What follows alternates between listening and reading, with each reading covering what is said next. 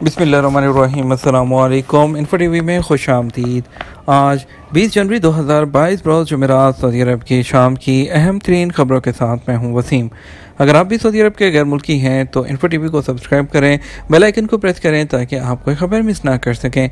आज शाम के न्यूज़ बुलेटिन में बहुत ही अहम अपडेट्स पर बात करेंगे, तो वीडियो को मुकम्मल देखिएगा। शुरू करेंगे पहली खबर के साथ। सऊदी अरब में फ़ज़ाई सिस्टम महफूज है, 5G से मुतासिर होने का इम्कान नहीं। सऊदी महकमा शहरी हवाबाजी और महकमा मवासलात ने इत्मीनान दिलाया है कि सऊदी अरब में परवाज़ों का सिस्टम 5G नेटवर्क से महफूज है। अखबार 24 के मुताबिक सिविल एविएशन और information technology and communication authority का कहना है कि सऊदी अरब में फ़ज़ाई नकलो हमल के दौरान ज़ेर इस्तेमाल वेव्स फ़ज़ाई सलामती के लिए मतलूब इंतहाई मेयारी हैं।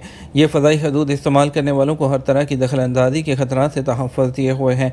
दखल अंदाजी से कोई असर नहीं पड़ेगा। सऊदी अरब की महकमा शहरी हवाबाजी ने कहा कि सऊदी अरब में फ़्लाइट्स के बुनियादी ढांचे को पाबंदी के साथ जदीद खतूत पर इस्तेमाल किया जाता है। 5G नेटवर्क के हवाले से भी तमाम हिफाजती इंतजाम मौजूद हैं।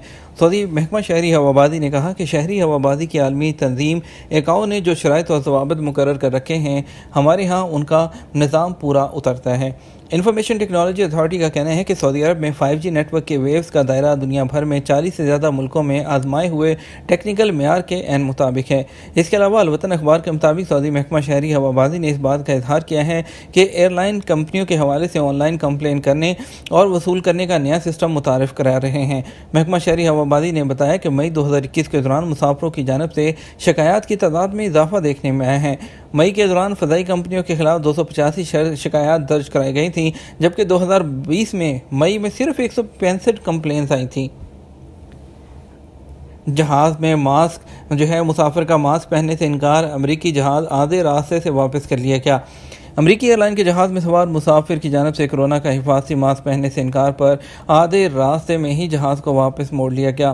फ्रांसीसी खबरसा इदारे AFP ने जुमेरात को एयरलाइन हुक्काम का हवाला देते हुए बताया कि मियामी से फ़्लाइट लंदन जा रही थी, ताहम इस दौरान एक मुसाफिर ने मास्क पहनने से इनकार किया, जिस पर बदमज़गी वापस हुई और जहाज़ को वापस ले जाया गया। 129 मुसाफिर और 14 अमले के अरकान को लेकर रवाना होने वाले बोइंग 777 जब वापस एयरपोर्ट आई तो पुलिस वहाँ पहले ही पहुँच चुकी थी। एक पुलिस एहलकार ने CNN को बताया कि जहाज़ उतरने के बाद मास्क न पहनने वाले मुसाफिर को बगैर किसी बदमज़गी के नीचे उतार लिया गया। उनके हुकाम की जानब से बताया गया कि तहकीकात के बाद उस मुसाफिर को ब्लैक लिस्ट में शामिल कर लिया गया है, यानी कि उनके हवाई सफ़र पर हमेशा के लिए पाबंदी लगा दी गई। बात करेंगे आज के कुछ कोरोना के केसेस के बारे में। अल्हम्दुलिल्लाह आज कोरोना के केसेस में कमी वाक़ई हुई है। सऊदी अरब में आज 4884 नए केसेस की तस्दीक हुई है।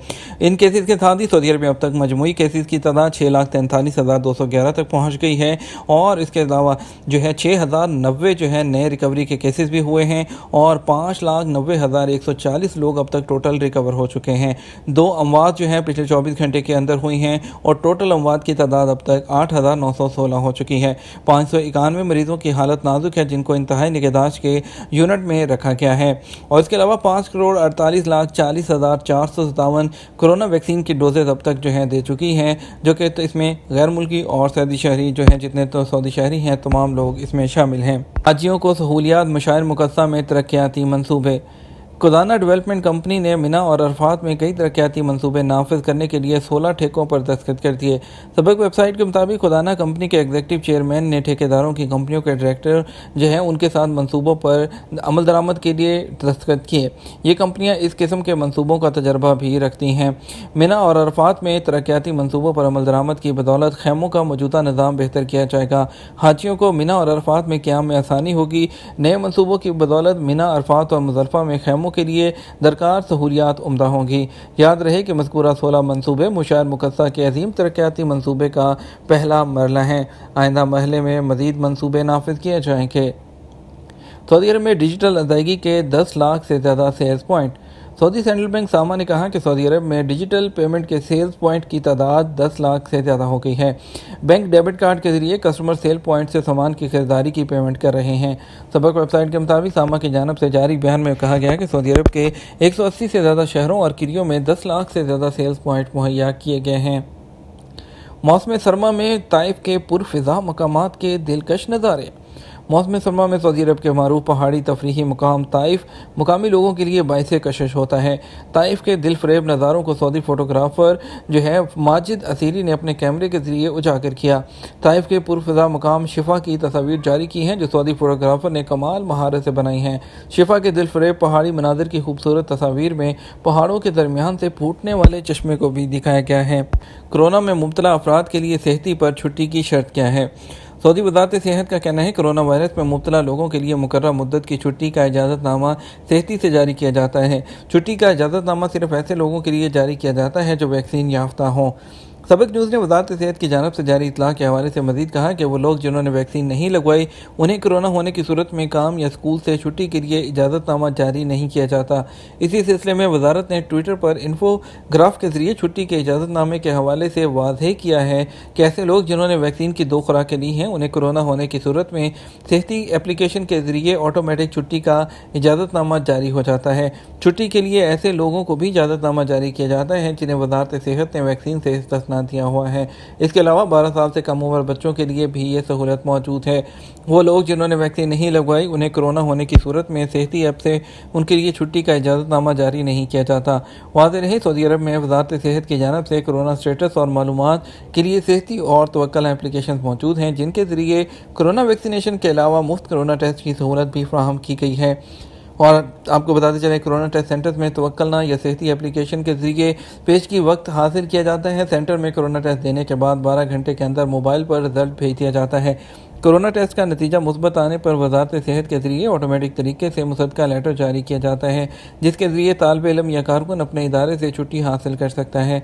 कोरोना से मुतासर होने वाले अफराद के लिए 7 दिन की छुट्टी दी जाती है जिसके बाद एप्लीकेशन पर उनका स्टेटस इम्यून हो जाता है। अबूधाबी हमले में हलाक होने वाले पाकिस्तानी की लाश बुरसा के हवाले कर दी गई। मुत्तहिदा अरब अमारात में पाकिस्तानी सफारत खाने ने कहा कि अबूधाबी हमलों में हलाक होने वाले पाकिस्तानी की लाश पाकिस्तान पहुंचा दी गई। पाकिस्तानी सफारत खाने ने अपने ट्वीट में लिखा कि आज लाश पाकिस्तान पहुंची जिसे हुकूमती अहदेदारों ने बुरसा के हवाले किया। इससे चंद दिन पहले पाकिस्तान के दफ्तर खारजा ने कहा था कि वो अबूधाबी धमाके में पाकिस्तानी शहरी की हलाकत के मामले पर UAE हुकाम के साथ करीबी राब्ते में हैं और इसकी जो मज़ीद तफसीलात हैं हासिल की जा रही हैं। वाज़ेह है कि अबूधाबी में अदनूक तेल कंपनी के करीब 3 ऑयल टैंकरों में धमाके के बाइस एक पाकिस्तानी और 2 इंडियन शहरी हलाक हुए थे। अबूधाबी पुलिस ने कहा कि अदनूक तेल कंपनी के करीब 3 ऑयल टैंकरों में धमाके के बाइस एक पाकिस्तानी और 2 इंडियन शहरी हलाक हुए। अमेरिका में UAE के सफीर ने कहा कि अबूधाबी में ईरान के हमायत याफ्ता हौसी बागियों के हमले में क्रूज मिसाइल और ड्रोन इस्तेमाल किए गए। सफीर का कहना था कि अमारात ने काफ़ी देर पहले यमन जंग को छोड़ दिया था। जो मुल्क लड़ाई में शामिल नहीं उस पर हमला करने का मतलब है कि हौसियों को दोबारा दहशतगर्द तंजीम करार दिया जाए। इत्तेहादी फोर्स का ऑपरेशन हौसियों का मिसाइल लॉन्चिंग पैड तबाह कर दिया गया। इत्तेहादी फोर्स का यमन में हौसियों के खिलाफ टारगेटेड ऑपरेशन जारी है। फोर्सेज ने अलबेजा कमिश्नरी में हौसी बागियों के बैलिस्टिक मिसाइल लॉन्चिंग पैड को तबाह कर दिया। सबक न्यूज़ के मुताबिक इत्तेहादी फोर्सेज ने कहा कि यमन में ईरान नवाज हौसी बागियों ने यमन की कमिश्नरी अलबेजा में बैलिस्टिक मिसाइल लॉन्च करने के लिए अड्डा कायम किया हुआ था जहाँ से वो मिसाइल हमले किया करते थे। ये तो हमारा अब तक का न्यूज़ बुलेटिन है ना। अब मज़ीद खबरों के लिए हमारा वो रात 12 बजे का न्यूज़ बुलेटिन देखिएगा। इसके साथ हमें इजाज़त दीजिए। आपके कीमती वक्त का शुक्रिया। अपना ख्याल रखिएगा। अस्सलामु अलैकुम।